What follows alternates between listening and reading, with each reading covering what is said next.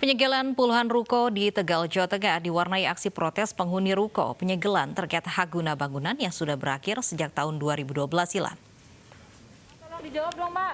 Ini bukan eksekusi ya, Pak ya? Kita nggak bisa dijawab ya. Pak. Tolong. Dia nggak boleh dijawab. Barang-barang milik dari pedagang, tolong jangan diapa-apakan, Pak. Karena itu adalah hak daripada pedagang, Pak. Ya betul. Itu. Kalaupun eksekusi itu harus dari pengadilan, Pak. Betul. Makanya kami sangat keberatan dengan tindakan dari Pemkot. Ya, itu tanpa dasar hukum menurut kami. Proses penyegelan 23 ruko di Komplek Eks Pasar Sore, Kota Tegal, Jawa Tengah oleh Wali Kota Tegal, Dedi Yon Supriyono mendapat protes dari sejumlah penghuni ruko. Ini bukan eksekusi, Pak. Pak, jangan ada perusakan. Saat petugas hendak membongkar gembok ruko, para penghuni ruko meminta agar petugas tidak lakukan pengerusakan. Namun, petugas Satpol PP tidak mengindahkan dan tetap membongkar gembok ruko satu persatu. Diketahui, puluhan ruko ini berdiri di atas tanah milik Pemkot Tegal. Saat itu, Pemkot Tegal bekerja sama dengan investor untuk membangun ruko dengan memberikan izin hak guna bangunan hingga tahun 2012. Harusnya itu kan ketua pengadilan yang mengeksekusi. Itu bukan Satpol PP kan gitu. Saat ini proses itu. Ini proses pengadilan lagi masih di tingkat Mahkamah Agung kita. Gitu. Dan kita sangat keberatan dengan proses ini, Pak. Gitu. Apalagi kalau dari pihak pengadilan negeri yang mengeksekusi, kita bisa menerima kan kayak gitu. Itu masalahnya itu bukan dari pengadilan kan gitu, Pak. Namun saat HGB habis, tidak ada penyerahan ruko dari investor kepada Pemkot. Pemkot Tegal membantah lakukan eksekusi, namun hanya mengamankan aset milik Pemkot karena hak guna bangunan telah habis sejak 8 tahun yang lalu. Dan juga saya berharap bahwa kemarin yang sudah lebih dari di tahun 2012 sudah 8 tahun ini segera menyelesaikan sangkutan dengan pemerintah Kota Tegal.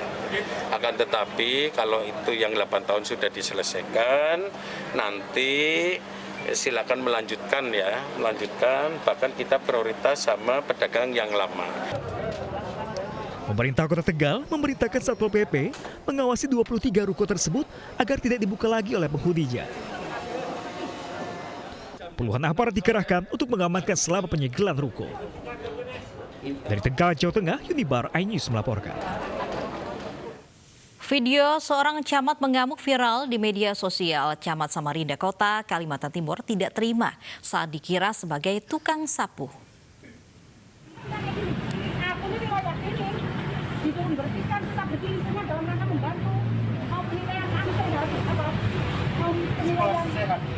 Dalam video amatir yang beredar, seorang camat terlihat marah pada seseorang yang diduga merupakan pimpinan sebuah kantor di Jalan Kiai Haji Ahmad Dahlan, Samarinda.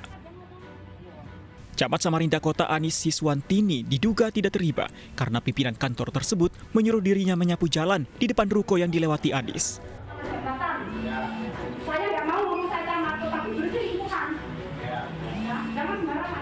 Anis bersama stafnya saat itu memang membawa sapu, cangkul, dan berbagai perlengkapan lain untuk kerja bakti di SMP Negeri 2 Samarinda.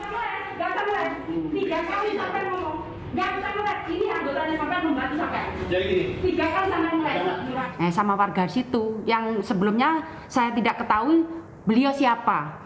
Ternyata memanggil saya sampai 3 kali. Bu, sini Bu. Dari jauh ini. Bu, sini Bu. Sampai 3 kali. Di sini Bu, yang kotor di sini, bersihkan di sini. Lalu saya dekati, langsung saya ngomong gini, Bapak menyuruh saya membersihkan di sini, Bapak menyuruh saya membersihkan di sini, saya ini dari pemerintah Pak untuk menghimbau ayo kita kerja bakti sama-sama, saya bukan penyapu jalanan. Anis sempat meninggalkan pemilik kantor dan memilih melanjutkan kerja bakti. Namun pihak kecamatan mengajak Anis kembali bertemu pihak kantor tersebut. Setelah tahu yang disuruhnya adalah seorang camat, pria tersebut meminta maaf dan mengaku hanya bercanda. Camat juga meminta pihak kantor lebih peduli kebersihan kantor mereka. Dari Samarinda, Kalimantan Timur, Maskar Diansyah, iNews melaporkan. Ratusan ibu hamil dari berbagai kecamatan di Surabaya, Jawa Timur menjalani swab massal. Swab massal ini digelar secara gratis oleh Pemkot Surabaya untuk antisipasi persebaran COVID-19 bagi ibu hamil dan janinnya.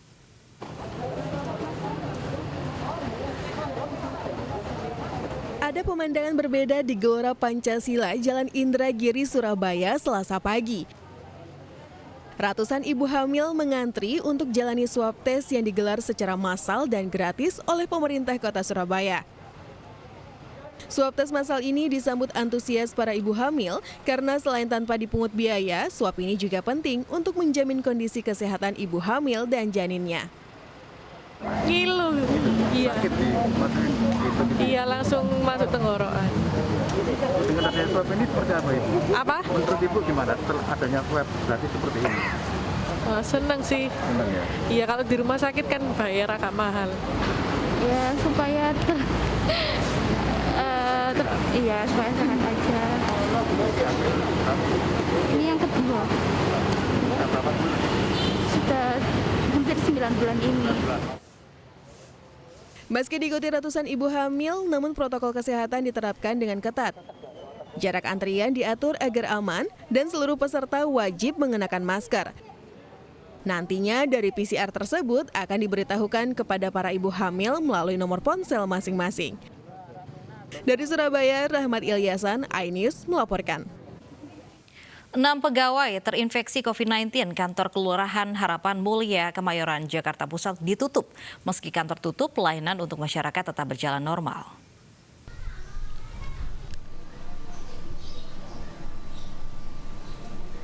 Kantor Kelurahan Harapan Mulia, Kemayoran, Jakarta Pusat sejak Senin siang ditutup. Penutupan kantor kelurahan setelah 6 pegawai dinyatakan positif COVID-19 berdasarkan hasil tes swab. Dari 10 pegawai, tinggal kami bertiga ditambah 1 dari PKB. Untuk teman-teman kami ASN yang terpapar, kebanyakan mereka diisolasi di rumah karena tidak mengalami gejala yang signifikan. Meski kantor kelurahan ditutup, namun pelayanan untuk masyarakat tetap berjalan dengan sistem Dropbox. Warga yang akan mengurus dokumen bisa meninggalkan berkas di kotak yang sudah disediakan. Kita cuma perpanjang pembayaran makam doang. Iya. Sistemnya jadi gimana Mas? Ketemu langsung atau melalui Dropbox?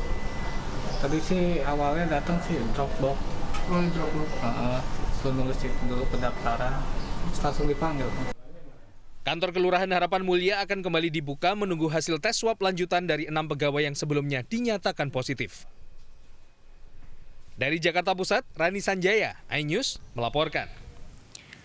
Jumlah kasus COVID-19 di Jakarta bertambah lebih dari 400 orang. Jakarta menjadi provinsi dengan penambahan jumlah kasus terbanyak.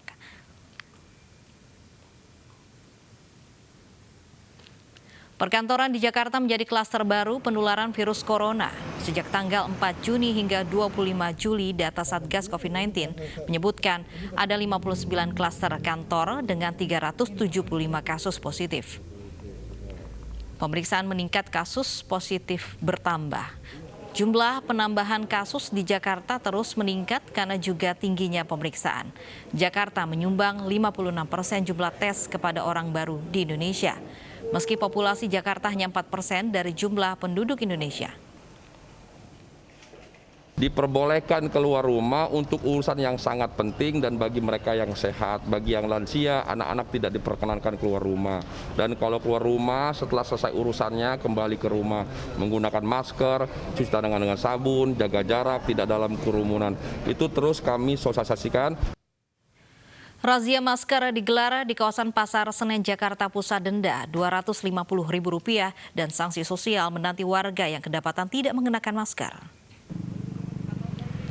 Razia masker kembali digelar Satpol PP di depan Pasar Senen Blok 3. Beberapa orang mulai dari pengendara motor, mobil, dan pejalan kaki kedapatan tidak menggunakan masker. Mereka melanggar, dimintai keterangan dan data dirinya. Para pelanggar dikenakan sanksi denda sebesar Rp250.000. Jika tidak mampu membayar denda, pelanggar diberikan sanksi sosial, membersihkan jalan selama 30 menit. Petugas mengatakan razia yang berlangsung mulai pukul 7 pagi hingga 4 sore setiap harinya menjaring sekitar 30 hingga 60 pelanggar. Alasan para pelanggar adalah lupa.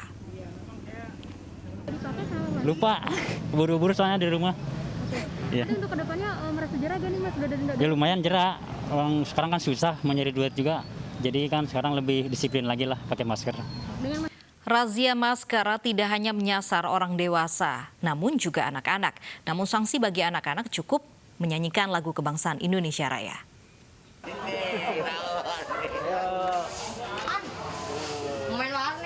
Bocah laki-laki yang berusia 8 tahun ini menangis ketakutan karena terjaring razia kepatuhan yang digelar petugas Satpol PP di kawasan Jalan Kartini, Sawah Besar, Jakarta Pusat pagi tadi.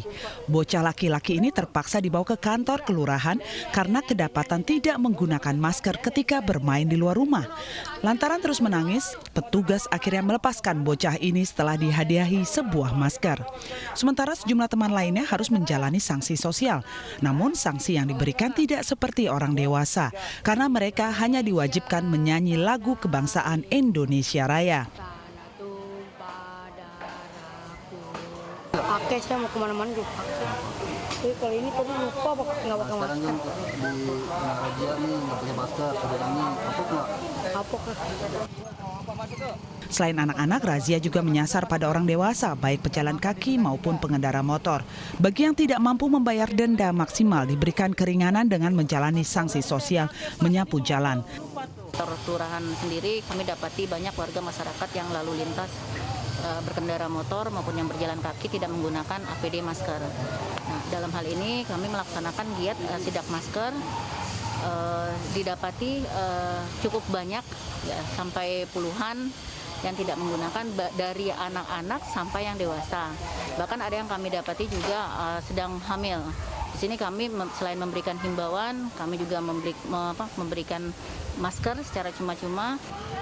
Razia sengaja digelar di pemukiman padat penduduk, mengingat banyaknya warga yang masih enggan menggunakan masker dengan alasan berada di sekitar rumah.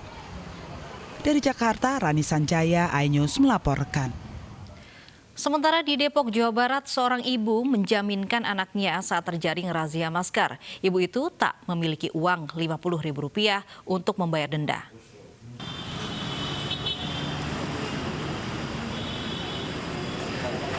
Petugas menurunkan seorang ibu dan anaknya yang kedapatan tidak menggunakan masker saat keluar rumah. Ibu dan anak ini dikenakan denda Rp50.000 karena melanggar protokol kesehatan.